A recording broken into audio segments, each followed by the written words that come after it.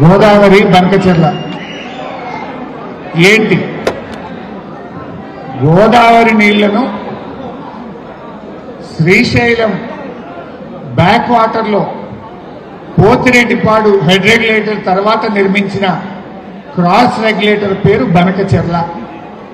ఆ బనకచెర్ల దగ్గర 4 cross regulators ద్వారా పెన్నా బేసిన్ రాయలసీమ జిల్లాలకు నీళ్లు తీసుకుపోయేటువంటి క్రాస్ రెగ్యులేటరే బనకచెర్ల.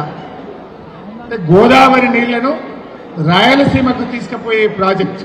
ఆ బనకచెర్ల క్రాస్ రెగ్యులేటర్లో ఈ నీళ్లు వదిలిపెడితే అక్కడి నుంచి రాయలసీమ జిల్లాలకు నీళ్లు తీసుకుపోయే ప్రాజెక్టు గోదావరి బనకచెర్ల.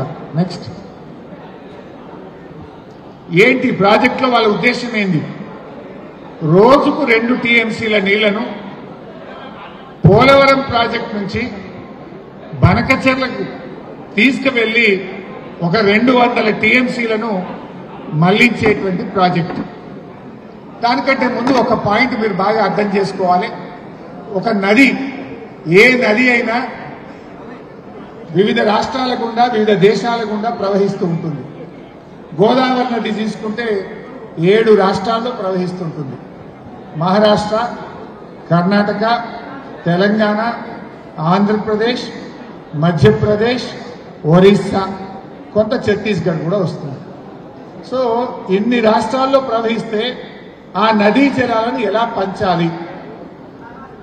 మన ప్రపంచవ్యాప్తంగా కానీ మన దేశంలో కానీ నదీ పరివాహక ప్రాంతం ఆధారంగా ఆ రాష్ట్ర అవసరాల ఆధారంగా ట్రిబ్యునల్స్ నీళ్లను పంపిణీ చేస్తాయి. ట్రిబ్యునల్ అంటే ఏంటి? కేంద్ర ప్రభుత్వము రిటైర్డ్ సుప్రీంకోర్టు జడ్జిల ఆధ్వర్యంలో 3 సభ్యులతో ట్రిబ్యునల్ ఏర్పాటు చేస్తారు. ఆ ట్రిబ్యునల్ అన్ని రాష్ట్రాల వాదనలు విని ఏ రాష్ట్రానికి ఎన్ని నీళ్లు హక్కుగా వస్తాయో ఆ హక్కులను కేటాయించేది ట్రిబ్యునల్. ఆ ట్రిబ్యునల్ యొక్క ఆర్డర్ సుప్రీంకోర్టు జడ్జిమెంట్కు సమానము. ఇది భారత రాజ్యాంగంలో చెప్పబడ్డది. ట్రిబ్యునల్ ఒక్కసారి అవార్డు చేస్తే, ట్రిబ్యునల్ రాష్ట్రాలకు నీళ్లు కేటాయిస్తే ఆ ట్రిబ్యునల్ అవార్డు సుప్రీంకోర్టు జడ్జిమెంట్కు సమానం. గోదావరి నది మీద కూడా 1980వ సంవత్సరంలో బచావత్ గారు, ఆ జడ్జి గారి పేరు బచావత్, 1980లో ఆయన గోదావరి అవార్డు పాస్ చేశాడు. 80లో గోదావరి అవార్డు పాస్ చేసినప్పుడు మనం ఆంధ్రప్రదేశ్లో ఉన్నాం, తెలంగాణ ఏర్పడలేదు.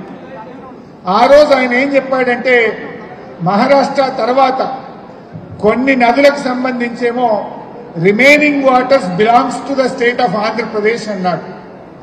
కొన్ని స్ట్రీమ్స్ కు సంబంధించి all water belongs to the state of Andhra Pradesh అని చెప్పాడు. సో ఆ రోజు ఆంధ్రప్రదేశ్గా చెప్పాడు.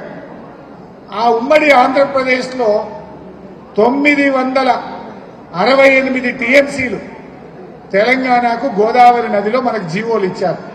968 టీఎంసీలకు వివిధ ప్రాజెక్టులకు ఉమ్మడి ఆంధ్రప్రదేశ్లో నీళ్లు కేటాయించారు. మనం ఆ 968కి ప్రాజెక్టులు రూపకల్పన చేసుకున్నాం. మరి ఇప్పుడు ఆంధ్రప్రదేశ్ ఏమంటుంది? ఈ 200 టీఎంసీలు అదనంగా వరద జలాలు, ఈ వరద జలాలను నేను బనకచెర్ల తీసుకుపోతా అని అంటున్నది. మనం అంటున్న పాయింట్ ఏంది? ఇప్పుడు తెలంగాణ ఆంధ్రప్రదేశ్ విడిపోయింది, 2 రాష్ట్రాల మధ్య పంపిణీ జరగలేదు కదా. అసలు వరద జలాలు ఉన్నాయా లేవా? ఉంటే ఎన్ని ఉన్నాయి? ఆ ఉన్న వాటిని మరి తెలంగాణకి ఎంత, ఆంధ్రప్రదేశ్కి ఎంతనో లెక్క తేలాలనా వద్దా? అసలు మన గోదావరి నదిలో నికర జలాలు మాట్లాడుకుంటాం తప్ప వరద జలాల గురించి ఎప్పుడూ మాట్లాడం. వరద జలాల మీద ఆధారపడి ప్రాజెక్టులు కట్టరు. మరి ఆ నికర జలాలు ఉన్నాయా, వరద జలాలు ఉన్నాయా, ఎన్ని నీళ్లు ఉన్నాయని లెక్క తేలినాక అందులో తెలంగాణ వాటా ఎంత, ఆంధ్ర వాటా ఎంతో లెక్క తేలినాక నువ్వు ప్రాజెక్టు కట్టాలి. కానీ లెక్క తేలకుండా, ఏది మాట్లాడకుండా, ఢిల్లీ తన చేతిలో ఉందని, చంద్రబాబు చెప్పు చేతుల్లో బీజేపీ ఉంది గనక బుల్డోజ్ చేసి ఇవాళ గోదావరి నీళ్లను ఆంధ్రాకు మళ్లించే కుట్ర జరుగుతా ఉంది. ఈ రేవంత్ రెడ్డి ఏమో చంద్రబాబు నాయుడు శిష్యుడు కదా, గట్టిగా మాట్లాడి మా లెక్కేందో తేలకుండా నువ్వు ఎట్లా కడతావు అని నేను నిలదీస్తలేడు. అవన్నీ కూడా నేను ముందు ముందు మీకు చూపిస్తాను. సో ఇది అసలు ఈ ప్రాజెక్ట్ ఏంటంటే 200 టీఎంసీల నీళ్లను, గోదావరి నీళ్లను రాయలసీమకు మళ్లించేది ఈ ప్రాజెక్టు ఉద్దేశం. నెక్స్ట్ ఇది ఎలా వెళ్తుంది అనేది డయాగ్రామ్. పోలవరం బ్యాక్ వాటర్ నుంచి ప్రకాశం బ్యారేజ్ నుంచి బొల్లేపల్లి రిజర్వాయర్ 150 టీఎంసీలతో ఒక పెద్ద రిజర్వాయర్ బొల్లేపల్లి దగ్గర కట్టి ఆ బొల్లేపల్లి రిజర్వాయర్ నుంచి బనకచెర్ల హెడ్ రెగ్యులేటర్ దగ్గరికి నీళ్లు తీసుకుపోయేటువంటి ఫ్లో డయాగ్రామ్ ఇది. నెక్స్ట్ ఇది కూడా సేమ్ ఫేజ్ 1, ఫేజ్ 2, ఫేజ్ 3 కింద వాళ్ళు ప్లాన్ చేసుకున్నటువంటి Polavaram to Prakasam barrage to Bollapalli reservoir to Banakacherla cross regulator. Next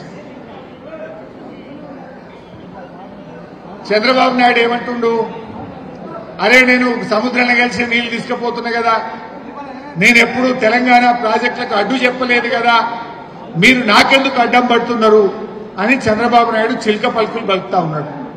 వాస్తవానికి ఆయన అడ్డు చెప్పిండా లేదా ఆధారాలతో సహా నేను ముందు వివరిస్తాను. ఫస్ట్ ఆఫ్ ఆల్ వరద జలాలు అనే పదమే లేదు గోదావరిలో, అవి నికర జలాలు మాత్రమే. అవి నికర జలాల, వరద జలాల, ముందు అవి ఎన్ని ఉన్నాయి లెక్క తేలాలి. ఆ లెక్కలో తెలంగాణ వాటా తేలాలి. తేలినాక నీకంటూ వాటా ఉంటే నువ్వు కట్టుకోవాలి తప్ప ఏది లేకుండా నువ్వు రాత్రికి రాత్రి ఢిల్లీ చేతులుందని తీసుకపోతే తెలంగాణ ఒప్పుకోదు. అయితే చంద్రబాబు ఏమంటుండంటే అసలు నేను తెలంగాణ ప్రాజెక్టును వ్యతిరేకించలేదు, సముద్రంలో కలిసి తీసుకుపోతే ఏంది అంటున్నాడు. ఇవి 2 పాయింట్లు. వ్యతిరేకించిందా లేదా అనేది ఒక టాపిక్, అసలు సముద్రంలో కలిసే నీళ్లు ఉన్నాయా లేవా అనేది 2వ టాపిక్. ఫస్ట్ చంద్రబాబు ఎప్పుడెప్పుడు వ్యతిరేకించిండో ఒకసారి మీకు చూపిస్తాను. నెక్స్ట్ ఇది మన కాళేశ్వరం ప్రాజెక్టు. ఈ కాళేశ్వరం ప్రాజెక్టుకు అన్ని అనుమతులు తెచ్చాం. 240 టీఎంసీల నీళ్లు వాడుకునే విధంగా బారాన తెలంగాణ సాగునీరు, త్రాగునీరు, పారిశ్రామిక అవసరాలను వినియోగించుకునే గొప్ప ప్రాజెక్టు తెలంగాణకు వరప్రదాయని మన కాళేశ్వరం ప్రాజెక్టు. సో ఈ ప్రాజెక్టుకు 18 రకాల అనుమతులు ఉంటాయి ఢిల్లీలో. పర్యావరణ శాఖ, సిడబ్ల్యూసి, టిఏసి, హైడ్రాలజీ అన్ని కలిపి 18 అనుమతులు ఉంటాయి. కాళేశ్వరంకు 18 అనుమతులు కూడా తెచ్చుకుంటే చంద్రబాబు నాయుడు ప్రభుత్వం 13/6/2018 ఏం రాసిందో చూడండి. In view of the above పైకం it is requested that the clearance of technical advisory committee for the said Kaleshwaram project of Telangana may please be reviewed, as in any case the Kaleshwaram project requires to be approved by the Apex Council.